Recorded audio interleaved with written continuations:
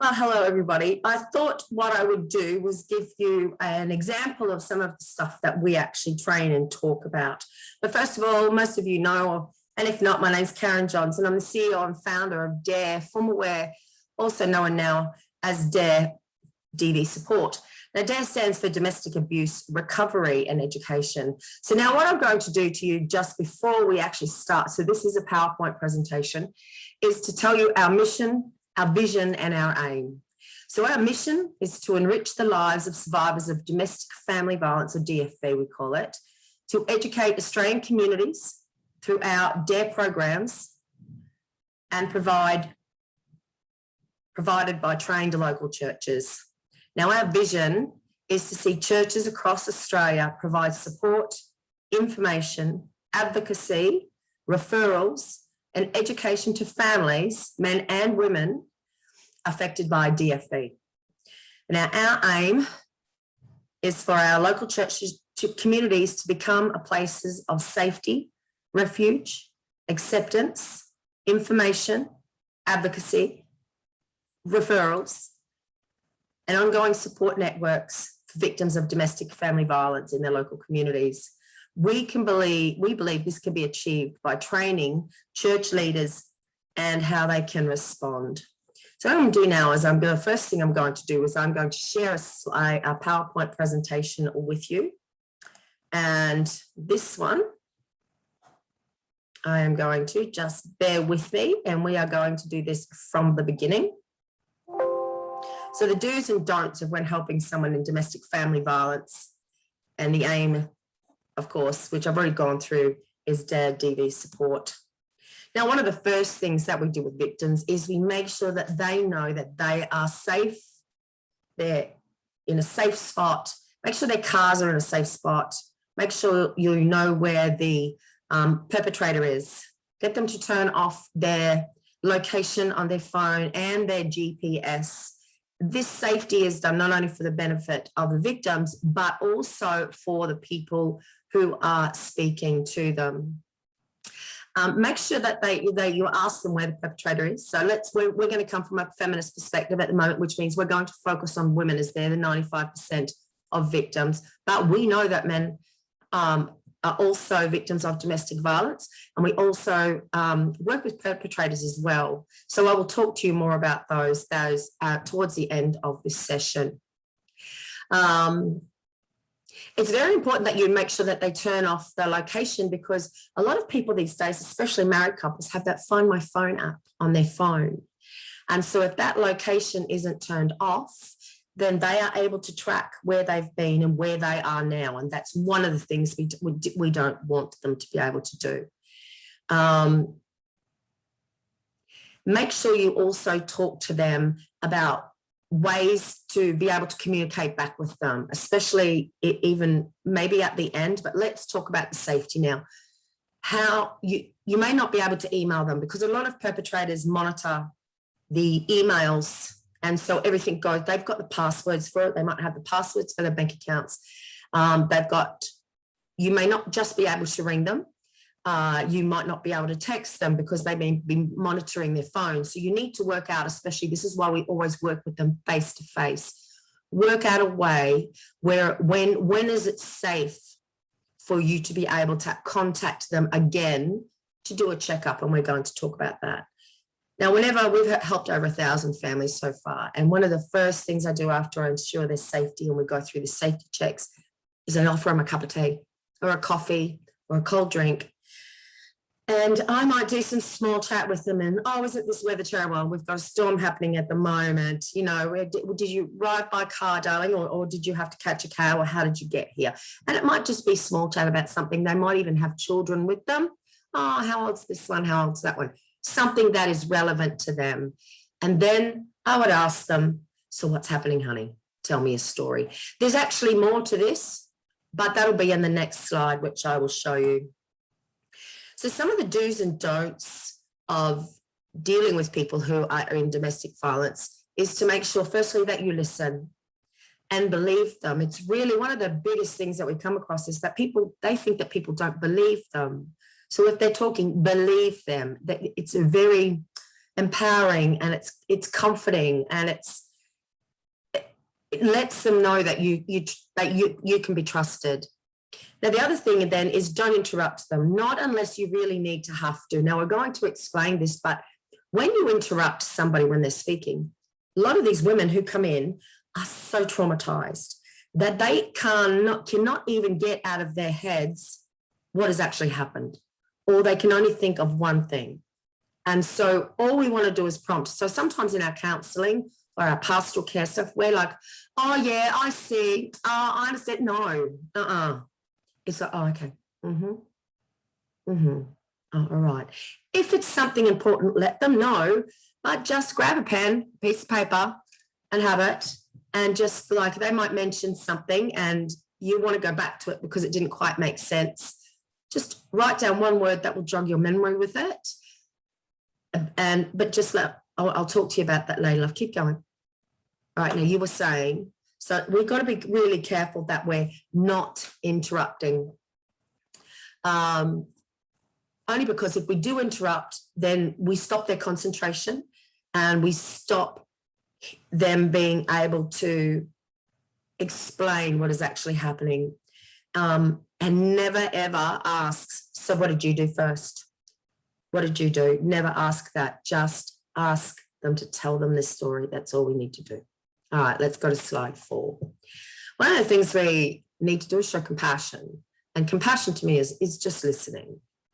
We have to be very careful, especially as Christians, that we're not being judgmental. Oh, okay. They just told me that, did they? All right, I'm not quite sure where to look. No, deadpan, same face, show compassion. They're sharing their lives with you. So we need to be really careful about our facial expressions and how we react. Don't do any of that, whatever you do. So, and don't be judgmental. These people are being through hell and back usually, and this is just how people live. So we just accept it and deal with it and show God's grace. Number 5, we only give information and support. So, and what that means is that we never give advice. Oh, honey, I think you should do this. Or why didn't you do that? No, we don't do that. Never tell somebody what they should do because it's their choice. We can give options. Options, tell them there's this option, honey, there's these options. These are the organizations who we might be able to get help. We might be able to get help from here. These are your options. What would you like to do? But we never tell them what we think they should do. We never give advice because we don't know their whole story. And every single story is different. I heard a pastor the other day, we do conferences together, and he said it's like fingerprints. Not one of them is the same. And it's the same for men and women and their stories. Not one of them is ever the same. And that's why we need to be filled with the Holy Spirit so that we can put together what we need to put together. And this is not going to usually be done in an hour. We're usually going to have to, have a good 2-hour bracket, 2.5-hour bracket where we're sitting and just listening and building a relationship with them, but never give advice, because a lot of times giving advice comes back to what you on your backside. And besides, it's disempowering. It's not empowering. When you give advice and tell people what they should do, you're taking away their power and their right to make that choice themselves. And they've already had a lot of their rights taken away. So we need to make sure that we never give advice. So we're going to go on to the next slide, and I do have my notes here. One of the other things we do as pastoral care, because that's all there is, it's if you look at any of this, this is what we would do with anybody who comes to our church and they've just told us this story. So we've gotten to the end of it then, so at the end, follow up, which goes back to that safety. How can you follow up safely with them? Don't forget about them. Don't let them make sure that they keep ringing you. Ask them, say, is it all right if I contact you in a couple of days or tomorrow, sweetheart, and see how you're going? How did all this work out for you? Or make another appointment with them. Say, hey, what day are you free? When are you free? And when can we have another chat again, darling? Or mate, if it's a guy. But the worst thing we can do is forget about them and not follow up. One of the things that we've found with Dare, and we've had a client recently, and because my grandson died May last year, we got her to such a point, which was great. We've been working with her for 4 months. But as you can imagine, when one of your children dies, you collapse. And she knew that he had died because we'd become friends. She had started coming to our church, of course. A lot of women find their faith when they're coming out of domestic violence, which is amazing. So she was coming to our church. And luckily, my church is trained a lot in this. But when things started to happen and things started to go wrong, because she knew I was grieving, she felt like she couldn't come back to me. So we always, and she ended up back in DV, and she just got her back out again. And she didn't actually go back to him, but she'd got to a state where her little baby was having 40 epileptic seizures a day. She's a single mum with a little baby. He wasn't paying child support. There's lots of medications. And she was in hospital all during COVID and ended up losing her house. So she had to go back into the perpetrator with a different room. And then she ended up in mental health because it was just too much. And then we got her out, we got her safely in. She's still actually in a shelter today. So don't forget about them. It's really, really important that we follow up because it shows that we care. And unfortunately, with one of those ladies, I wasn't able to do that. And there were repercussions for it. So I think it's very, very important. You've just got to make sure that you're aware of their safety and yours. One of the things I always suggest to pastors in particular is that you teach the congregation about domestic family violence. And you can easily do that in your sermons. I mean, it's all biblical, it's all there. It might be teaching about Ephesians 5:21. Submit to one another in love. Wives, submit to your husbands. Husbands, lay down your life as Christ, Jesus, it depends on which interpretation, but you get what I'm talking about. But let's look at that. That's in love. So I submit to my husband spiritually. He does not control me and I don't control him, but we submit to one another in love because love is not control. Love is not financial control. Love is not telling someone what they can and can't do. Love is not putting enough fuel in your wife's car so she can only go so far and you know where she is because you're watching her on Google's Maps. So we need to teach our congregation some of these things. We don't need to bombard them with it, but we do need to make it a culture, I believe, of that our church doesn't stand for domestic violence. Because one of the things here is we can't assume that they know. People don't know. We have a whole generation, Australia was birthed on Christian principles. So 50 years ago, everybody went to church on Sunday. But now not everyone goes to church, but they still have that man's the head of the house, a man is the provider. Well, not necessarily anymore. That's a choice for couples to make. And so we can't assume that everybody in our congregation understands domestic violence, and they just don't. Most people actually don't understand how bad it actually is out there, but these are just broken people. And a lot of them come to faith. But it shouldn't be about bums on seats. There is not about getting bums on seats, but it's supposed to be about the Good Samaritan and helping people. We were actually discussing this the other day, but so say you've got a couple and the wife comes and tells you that she's in domestic violence. And so we would do all of the above, but ask them what they want, because this is about them and their wives. And don't tell them what to do. Even it could be, and I'm going to get to it, but they may not want you to do anything. They may not want you to tell the perpetrator. They may not want you to take action. They just want to know that somebody else knows. So if something does worse happen, there is something, we talk about safety planning as well, okay, about how to get them out and what to do. But whatever you do, do not tell the perpetrator. But we are going to go back through that again a little bit later. So we always ask them what they want, even clients when they come in. So well, what do you want, honey? What do you need? What's your most basic thing we can do now? I can usually identify it for them. But then that's not empowering either. And so they may say, well, I say, but sweetheart, have you got enough food? Well, I can get you that, but do you have the basic necessities? Have you got clothes? Have you got clothes for your kids? So we're looking at the basic necessities as well. Finding out what family. I had one lady come and she said she had nowhere to go. And I started just sitting down talking with her about her friends, and all of a sudden it clicked. She had a friend with a caravan. And she was sure that they would let them stay there, whereas we'd actually paid for a motel room. So it's the second day I was with her. I'd actually paid for a motel room for her the night before, only to find out the next day, finally clicked, she actually did know that she had a friend where she could go and stay. So always ask them what they want. And if you can identify anything else, by all means, but never tell them what to do.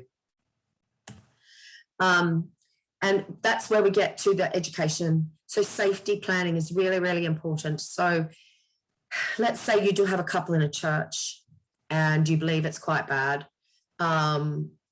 Safety planning, I have single women, women come to us who are still with their partners even. So we're looking at in a church perspective, but I'm also looking as they just come to us and they may not have left yet. So for safety planning, one of the things that they probably need to do is to start up a new email, to start maybe another bank account, especially like with the Commonwealth, one that in 6 months' time, they can access, at least they've got a little bit of money. If they can get money and can they put $5 or $10 a week away, it will help them. Make sure that they've got their birth certificates, their marriage certificates, or at least certified copies. And sometimes I actually hide those things in a locked room down at there in a locked filing cabinet so that when they're ready to leave, they have all of that stuff, including bank statements. One lady came to me and she went, he's only got this bank and they don't have access to any of the finances. And I actually got her to sit and I said, honey, close your eyes. And she closed her eyes and said, when you go out, and he takes you out for dinner every now and then, she said, what card does he use? What color is it? And can you remember the logo? Because the difference is that when we're going to court and when it might get to settlement or something like that too, what we're finding is that a lot of perpetrators have hidden accounts. And so the women don't have access to it. They're basically given an allowance or they have access to one account, not anything else. So that's safety planning. So having all of that so that we can present it to courts, to lawyers, having even pictures of their assets. So if they've got loans for cars or their bank statements and his bank statements, but that all has to be done really safely. We can't just tell her to go and do it and she can't keep it in the boot of a car. So we've got to figure out a way to keep that stuff safe. I had one lady, she was getting ready to leave and she used to go and see her mum every Friday night. And before he got home from work, so she would quickly pack up the kids' good clothes. And so he didn't notice anything different, that the basic necessities for the children had already been exited to another place by the time she left. Anything that was of value that she had, it was already moved to her mum and dad's. But he hadn't paid attention to any of that. So it's about planning it safely to be able to get her out, to exit at the right time. Because if we don't know how to do this properly, we may inadvertently put her life in danger. And we have so many women killed a year in Australia, and we can't have that. So it is this is why I keep repeating it the whole way through. The number one thing is about safety. We have to protect them and do everything I can, which is why we need to have this education. All right, let's have a look at the next one. So the confidentiality, and that's going back to if you've got a couple in a church, or everything is confidential. I'm not allowed to tell anybody about any of our clients, which is why you won't see me sprout off about clients on my social media pages. Or, oh, we've done this much and we've done that much. No, we don't do that because it's all about confidentiality. And if I dared to tell somebody a story, somebody might pick up and know somebody about it. So if a woman, let's say it's a couple in a church come to you, or a lady in a church comes and her husband's also involved in the church, we must keep her confidentiality. We can't just go and talk to the perpetrator. I remember back in the old days, and I heard it so many times, once upon a time, the pastor would say, let me pray for you, honey, and I'll have a word to him. What do you think he did to her when she got home? It didn't stop. It just went deeper underground because she dared to tell someone about him, or there's going to be so much shame involved in this that they're just going to leave the church and run and hide, which is what happens. We must keep the victim's confidentiality. It's really, really important. And never just go and speak to the perpetrator. Don't hint that you show him love and grace like you do everyone else. If you do have the opportunity to speak to the perpetrator because that's what has come about with this couple, or maybe they've separated and you've got the female, let's get her to another trained church. It depends on how dangerous it is. Okay. I'm going to say if this is quite dangerous, he's going to then keep coming back to the church, and then she's going to be harassed at the church. My view, and this is not everybody's, I would believe in getting the woman out, but then we still need people to support her. But if we can get her to another church that is trained, where there is then a network who can actually look after her, that is great. If the perpetrator stays, you will probably need to have a bit of a look at how that works yourself. But you know what? There's a bit of training out there now for how to help men, and we want to show them love and grace too. A lot of these guys are, they've either got that belief that they were the head of the house, and that's what they've seen from their parents. They might have grown up in an abusive home. So we've got these little boys who are watching domestic violence, seeing it in their own homes. They're growing up into men who were the image of their father or their mother, the way it's done. So, you know what, there was a course out, it was called the Caring Dads Program. It was run by Brisbane Domestic Violence Service, and it was like Mercy Mission. And they actually approached me, and this is a few years ago now. So what they found was this: if these men attended this course called Caring Dads, they were fantastic for the whole 16 weeks, but the course only went for 16 weeks. So while they were being held accountable every week and having to answer and tell someone what was going on, they were fantastic. But what Mercy Mission said to me was that, Karen, there's no follow-up, there's no ongoing support. So imagine if we had a male and a female trained in a church, and the couple has separated, and they've done a program like this. Now, there are programs out there that we can train men to do.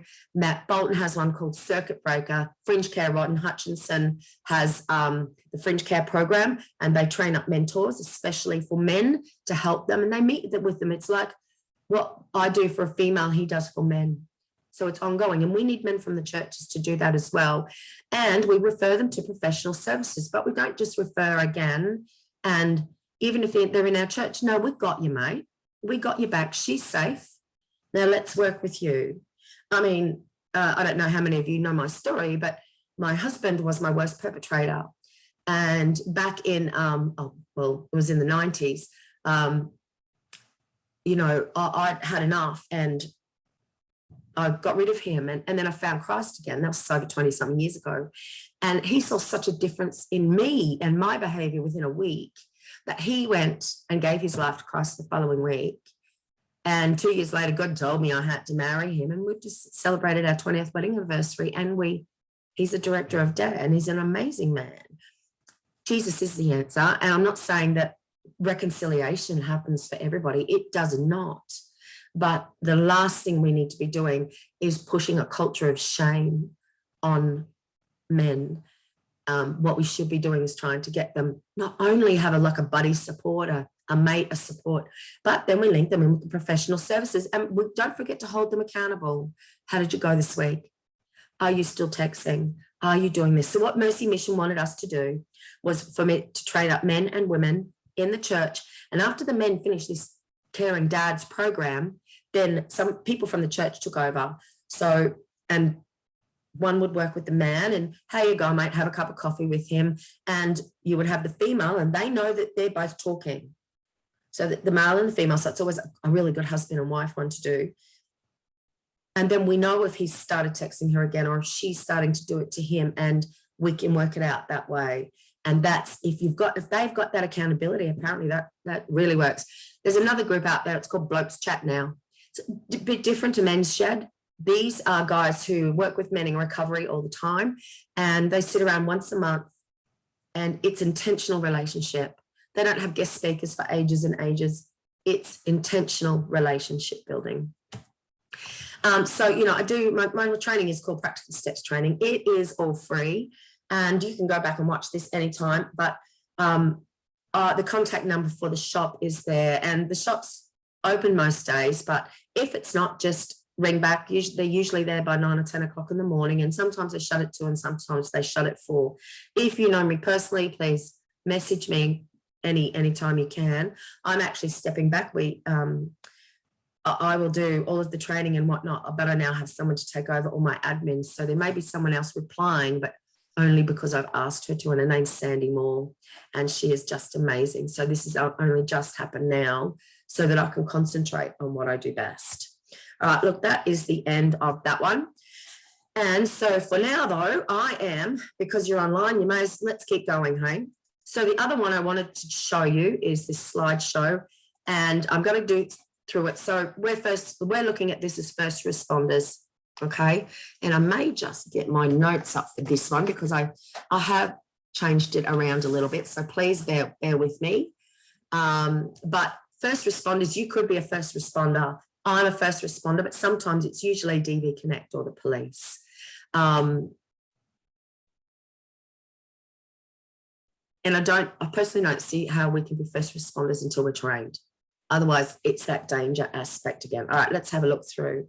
I've told you about DARE DV support. It's free intensive training and it's ongoing support. So the way that this works is there's a few churches now that I'm working with, and there will be like 2 or 3 women in the church and a couple of men who people will ring up DV, or they might email us and they will say, first thing I'll say is, because we lose our building in 3 years, so I won't be able to have a centre anymore. And so we need the churches to take over work. I need you to do my job, help people. I've helped over 1,000 people. Imagine what we can do if we all do this together. So they might say that they are inner city Brisbane. They might be at Toowong. Now, Matt Prater, hopefully his team is going to do this. And when I find out that they're Toowong, I would say, honey, I've got your number, or can I text you a number, or have you got a pen? Write down this number. Now, Matt would have worked out the number for him that he wants people to ring his team on. And they will say, DARE, this is such and such from DARE, how can I help you? Because they will know, because it'll come through on that number. And say, oh, honey, what day are you free? Or mate, what day are you free? Look, I've got an office at this address, so it will be at the church, but they don't know that it's a church. I have an office here at this place. It's at New Hope Church. You could even say it's at New Hope Church. Park around the back, honey, so that your car's not as visible if you're worried about that. So it's about that referral. And then you would have done all of the training. We actually just also bought, even though she just sent me the invoice and it's got $0 on it for $3,000 and something. That's the beginning. She's just put 0 on. So how blessed are we? And this is a massive social services system, which church that comes on board with DARE. Now I'll show you the client list that we usually use, but this now means that it automatically goes online. And let's say it's New Hope, then only New Hope will be able to see their clients. I'm hoping Hope Point down at Caboolture, they will only be able to see the clients who are in their area that they work with. So each church only has their own client list. I have all of it, but only because DV is transient and they move from one spot to the next. Now, we don't want to lose them out of the body of Christ, but if she was in New Hope and she ran to Caboolture and got a house at Caboolture, even though New Hope had been looking after her, she's probably not going to drive all the way into Kelvin Grove again. So what we need to do is I will need to flick her service record, and it will be given to a social worker who's had the same training there, and then they will embrace her, they will look after her, and I will be the only one who will be able to see all of the clients all across Australia. And so that's the way it works. But also it allows us to get funding. So which means that every time we give a food parcel away, and it might be a $50 or $60 food parcel, but we give it away for free, but we put the value on that and we put how many hours we've done. But again, if you want to be involved in this, there is training. The other thing then is that there's ongoing support, which means that every time there's an update in legislation or you've got somebody else coming on board, I'm your girl and I will train. So that's all that ongoing support means. But once you've had the training, you do this at your church. You know what? They've got little kids. Honey, we've got we've got a play group here. You should come along on Tuesday. Make sure you're safe. And the leaders there, they're trained and they know all about DV. Why? Because your church is taught. They're at least aware to get them back to your trained support worker in your church to get that proper help if something else is happening, and say, go back and see such and such. So anyway, that's what we do. Again, first thing we do is ensure the safety. I talked about the safety quite a bit, so I'm not going to go back through that too much again. I've already discussed that. Make them feel comfortable. Client details. All right, I'm going to try here and bring up. All right, is it going to, sorry, I'm just going to share, and how do I get out? Escape. Oh, we don't want that one. We don't want the Duluth wheel. Sorry, guys, bear with me. So I want to bring up a safety. So I want to share off my Zoom. Oh, it's going to have to be on the Zoom, isn't it? Okay. So share screen. We want to go to, what did I say we were up to? We want to go to client details. Now, I don't know if I actually showed anybody this, but the reason that I did this before is because, sorry, I'm just trying to find it, and I may not have got it up because it's not going to client information and assessment form. There it is. And, okay, no, sorry. I will bring it up. It's coming.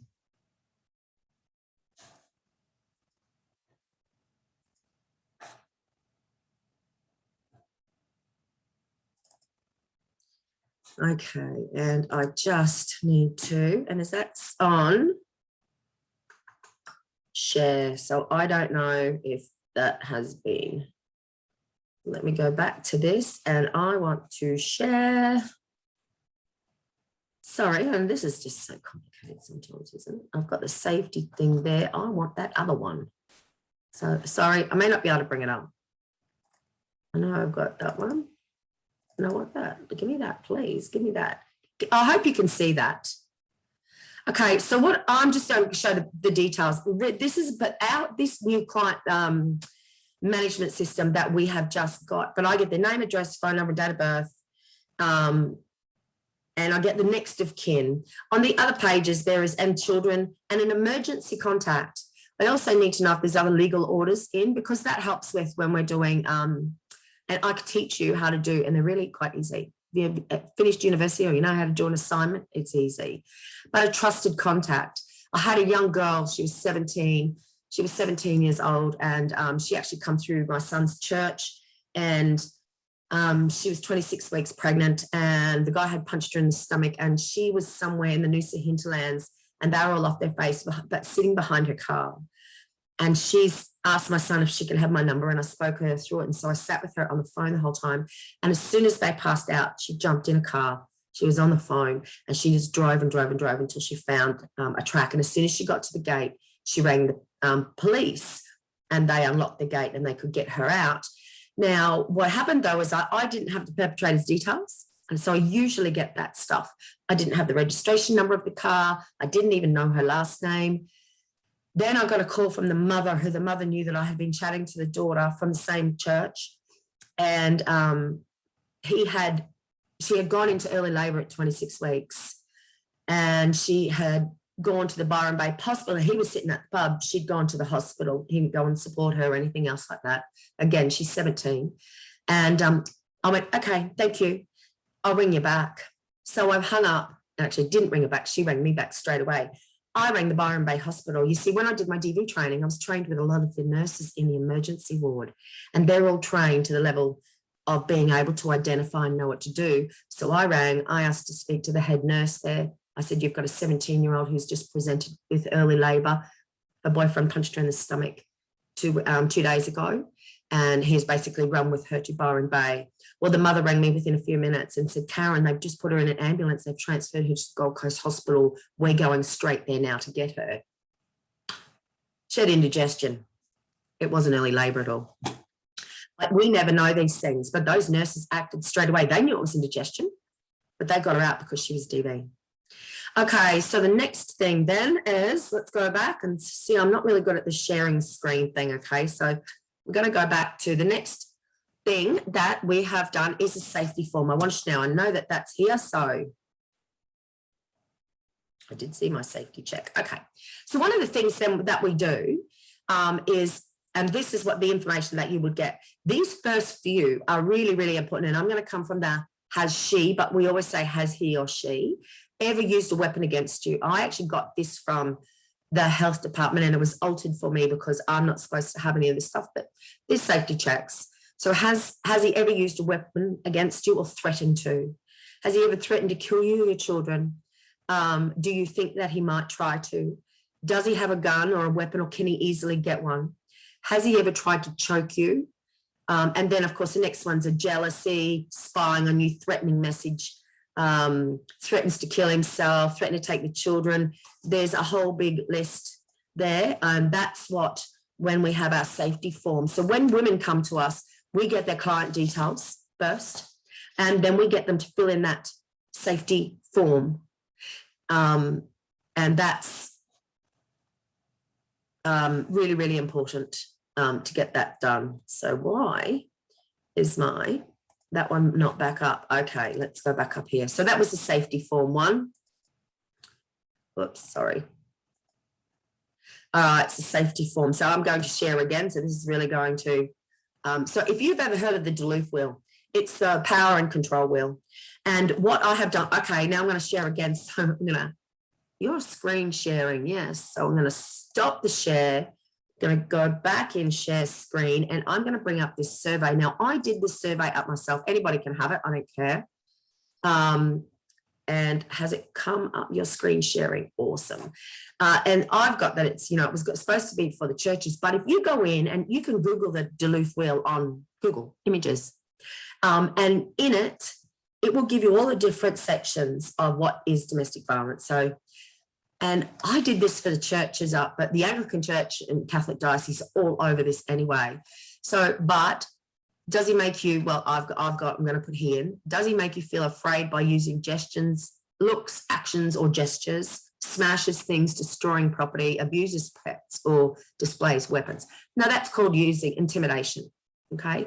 Then we've got emotional abuse, put downs, make you feel bad about yourself, calls you names, makes you think you're going crazy, which is gaslighting, plays mind games with you. Oh, that didn't happen. I didn't do that when you did, when they did. Humiliates you in public or private, or makes you feel guilty. These are all on the Duluth wheel. All I have done is put them into a document. That's it. So in other words, when you're working with a client, you could actually just use this survey and get them to fill it out. And what that will, I'm going to stop that share screening, and I'm going to go back to PowerPoint. What this Duluth wheel will do, and that survey, it will help you identify right from the beginning what types of DV she's actually experiencing or he is experiencing, okay? So they're some of the forms that we use down at DARE. Just going to see, why is that not going? Sorry, guys, but, survey Duluth wheel, we've done that one. And then, so after we've done it, then we sit down. And so they're the bits I missed out in the first responder thing, because that one was about the do's and the don't, but this is about inquire about their story. Again, we ask, if you're going to ask questions, make sure that they're at the right point. Don't interrupt them, and never say that you understand, because we don't understand anything that they're saying, really, because unless you've been in their exact situation, which none of our stories are the same, we can't understand, so it's best not to say it. So we always use our open-ended questions. So we don't want a yes, no answer. Tell me about that, love. Tell me about that. And don't interrupt them. Again, get your pen, your piece of paper, and write it down. Again, this is all in the training. I take those anecdotal notes. And so as soon as the client has left, and I've usually got a pad with me, but then I go and write them all up. Well, from now on, we will type them up, and it'll just be basically a click down and a pull down system. But we write notes and the date, and then what help we gave them, and any referrals. So, sometimes women don't realise how serious it is. And I will ring DV Connect myself, say, I have a client here who I think you need to talk to. This is pretty serious. Would you like to speak to the client? They'll say, yes, please. I hand the phone over, and I exit the room. But by then I've already walked her through what to say, and she usually then has a clearer understanding. And usually I've got her consent beforehand to give them a rundown of how serious this actually is. So we connect to DV Connect, or we've had the police come down to DARE and pick them up because it's been that serious. We have DV Connect send them to us, and the police send them to us too. But we usually get the ones that are too scared, don't understand, don't want to go to a government department, have their names recorded down. We get those people who are too scared, or they don't really think it's DV. We get those. The ones, they're not usually the real, sometimes they are, but not that often. They're not, it's once every now and then we ring DV Connect, maybe once every 2 or 3 months, or the police are involved maybe once every 4 to 6 months. But most of the times it's things that we can actually handle, or refer them to counsellors or doctors. And because, I'll get them to a doctor myself if they've run out of medicine, they don't have enough, but we write that stuff down. If they've need clothes or shoes, and they might need a cot, and, to reset up. But we can all do that as churches. We can all get together and go, okay, guys, we need a bed. All right, guys, we need a cot. We have a lot of that stuff down there. We just don't have the storage area to be able to do it. But at the end of it, before I go on to my next client, I always just take 5 minutes and quickly write down the basic notes. We did have one lady, there was a lady who died down the coast, and I didn't have any churches down the Gold Coast set up then. And we were talking to her for 3 days, and she actually said that DV Connect wouldn't give her a place, but DV Connect doesn't give you a place if you have a 17-year-old son, because they're boys who might, after coming out of such an abuse thing, there's a thing there where they could have been abused, or because they're acting out. So they don't take, I think, ladies with boys who are like over 12 or 13.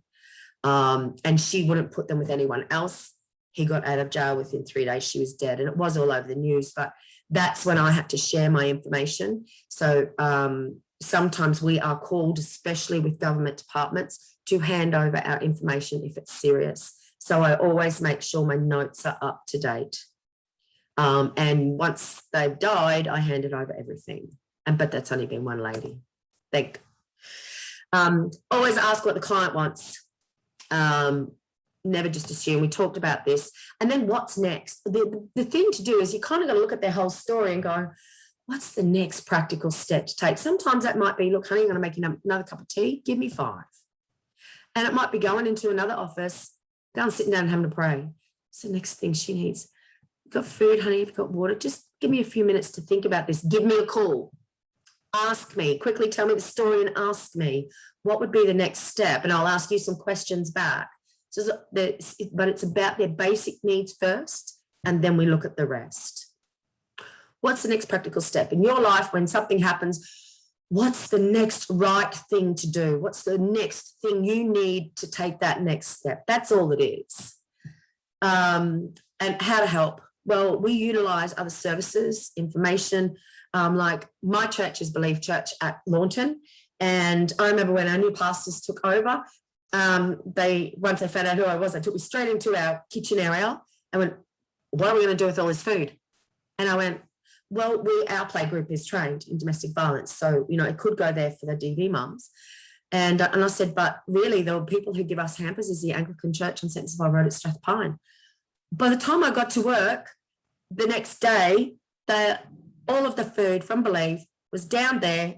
I'd rung the lady from the Anglican Church. She come down and picked it all up, and it went out into the hampers. Why would we do something that another church is already doing? And so this is how we've started to network around the Pine Rivers area. We also utilise other services. If there's kids involved, we make sure that we go to those services. So what it means is when I'm training you, when we've got a group of us around, we're actually going to brainstorm what services are in your area, and it might be a country area. Who does what church offers what do they do? So we know Matt Prater does an amazing program with the homeless. Why would we copy Matt when he's already doing an amazing program with that? And they might have food habits, but they might need the extra stuff. We've got them at our church. Why wouldn't we pass them over to them? So we utilize other services. We use government services. We connect with everyone. Rotary, Lions help. There's a ladies biking group who helps us. Just people in general help us and raise funds for our cause. So it's about you looking for other people with the same mind at heart. We have psychologists too, who will, especially ones who'll help ones who help women as well. And usually we can get a mental health plan so that they can go in and talk to somebody. And if it's serious enough, I usually just ring up and say, hey, it's Dare.